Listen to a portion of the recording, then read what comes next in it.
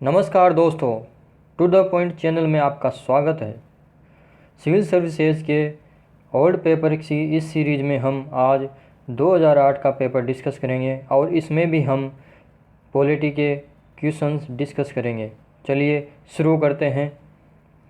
पहला प्रश्न है, भारत के संविधान की किस अनुसूची में विभिन्न राज्यों में अनुसूचित क्षेत्रों के प्रशासन और नियंत्रण के लिए विशेष उपबंध है?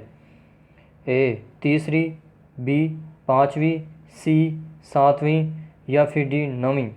जो पाँचवीं अनुसूची है उसमें अनुसूचित और विभिन्न राज्यों में जो अनुसूचित क्षेत्र हैं उनके प्रशासन उसके बारे नियंत्रण के बारे में उपबंध किए गए हैं। क्या क्या उपबंध किए गए हैं इस अनुसूची में? जो उम्मीदवार हैं उनके द्वारा ली जाने वाली शपथ के प्रारूप का इसमें उल्लेख किया गया है। दूसरा उल्लेख है इसमें संघ सूची, राज्य सूची, समवर्ती सूची का संदर्भ है और भूमि सुधार, इनके बारे में इस सूची में बताया गया है।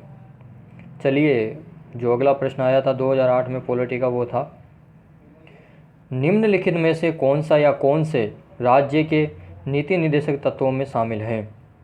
पहला है मानव के दुर्व्यापार और बलात्श्रम का प्रतिषेध। दूसरा है मादक पेयों और स्वास्थ्य के लिए हानिकारक औषधियों के औषधीय प्रयोजन से भिन्न उपभोग का प्रतिषेध। इनमें से सही कोड को चुनना है, कौन सा सही है? तो केवल दूसरा सही है, पहला गलत है। चलिए इसको थोड़ा डिस्कस कर लेते हैं। जो मौलिक अधिकार है उससे संबंधित अनुच्छेद 23, उसके तहत मानव के दुर्व्यापार और बलात्श्रम का प्रतिषेध किया गया है, न कि नीति निर्देशक तत्वों में। तो पहला हमारा गलत हो गया था। ये किस में किया गया है? जो मूल अधिकारों से संबंधित हमारा अनुच्छेद 23 है उसमें किया गया है। जबकि जो राज्य के नीति निर्देशक तत्व है उनके अनुच्छेद जो 47 है उसमें मादक पेय पदार्थों का और स्वास्थ्य के लिए जो हानिकारक औषधियाँ हैं उनका औषधीय प्रयोजन के अलावा अगर आप उनका नशे के लिए यूज करते हैं तो उसका प्रतिषेध किया गया है, उसकी रोकथाम की गई है। इस वजह से दूसरा कथन सही हो जाता है। अनुच्छेद 47 क्या बोलता है वो देख लेते हैं। अनुच्छेद 47 कहता है राज्य अपने लोगों के पोषाहार स्तर और जीवन स्तर को ऊंचा करने और लोक स्वास्थ्य के सुधार को अपने प्राथमिक कर्तव्यों में मानेगा और राज्य विशिष्टतया मादक पेय और स्वास्थ्य के लिए हानिकारक औषधियों के औषधीय प्रयोजन से भिन्न उपभोग का प्रतिषेध का प्रयास करेगा।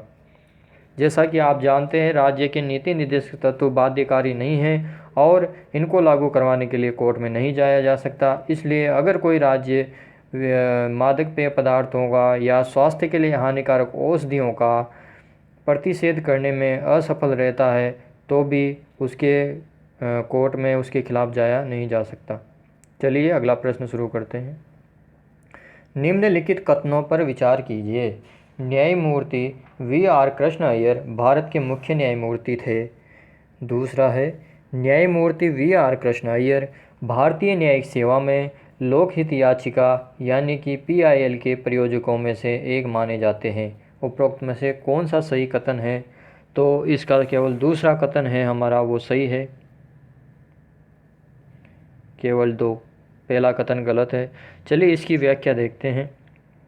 जुलाई 1973 में न्यायमूर्ति वी.आर. कृष्ण अय्यर सर्वोच्च न्यायालय के न्यायाधीश नियुक्त किए गए थे, जबकि पहला ऑप्शन हमारा कहता है मुख्य न्यायमूर्ति की बात करता है। मुख्य न्यायमूर्ति नहीं थे, सर्वोच्च न्यायालय के न्यायाधीश थे। दूसरा कथन है भारतीय न्यायिक सेवा में लोकहित या जनहित याचिका यानी कि PIL पब्लिक इंटरेस्ट लिटिगेशन स्वीकार करने का कार्य सर्वप्रथम न्यायमूर्ति PN भगवती जो कि भारत के 17वें मुख्य न्यायाधीश थे और न्यायमूर्ति वी.आर. कृष्ण अय्यर द्वारा किया गया था। यानी कि न्यायमूर्ति वी.आर. कृष्ण अय्यर को भारत में PIL यानी कि जनहित याचिका के जनकों में से एक माना जाता है। इस प्रकार हमारा दूसरा कथन सही हो गया। चलिए अगला प्रश्न देखते हैं। निम्नलिखित कथनों पर विचार कीजिए। भारत के संविधान में उपबंध है कि प्रत्येक राज्य की विधानसभा 450 से अधिक सदस्यों से मिलकर बनेगी, जो राज्य में प्रादेशिक निर्वाचन क्षेत्रों से प्रत्यक्ष निर्वाचन द्वारा चुने जाएंगे। दूसरा कथन है, कोई व्यक्ति किसी राज्य की विधानसभा के किसी स्थान को भरने के लिए अर्हित नहीं होगा यदि उसकी आयु 25 वर्ष से कम हो। तो ये 25 वाला तो सही है, पहला वाला गलत है। अब देखते हैं पहला वाला ऑप्शन गलत कैसे है, इसकी व्याख्या देख लेते हैं।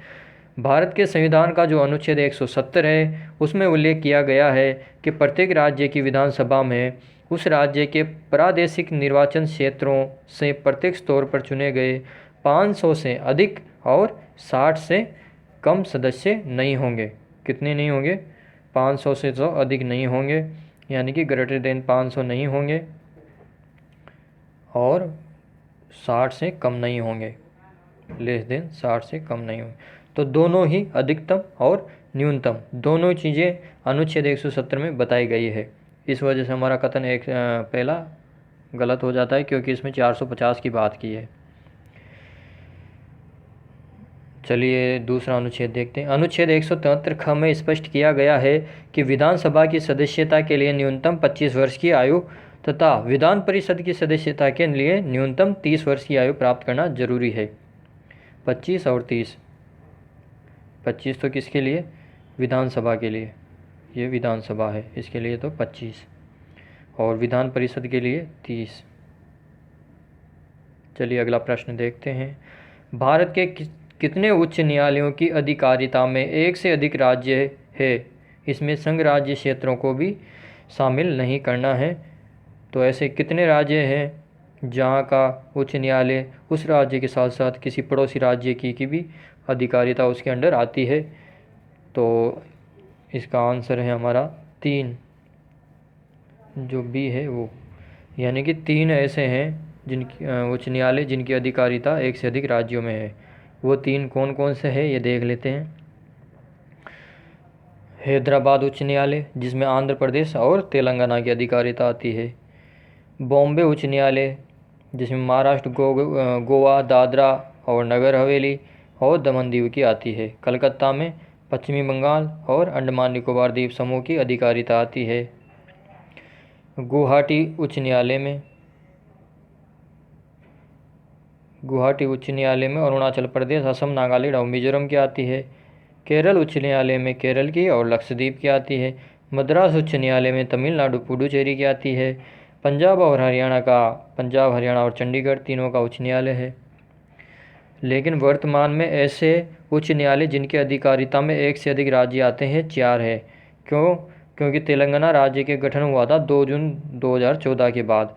तो हैदराबाद उच्च न्यायालय की अधिकारिता में आंध्र प्रदेश और तेलंगाना दोनों आते हैं।